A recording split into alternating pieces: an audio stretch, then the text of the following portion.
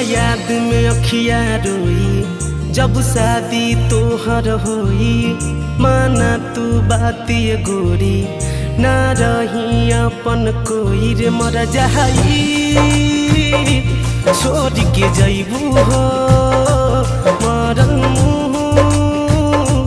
हमर पैबू हो रे मर जाई छोड़ के जैबू हो।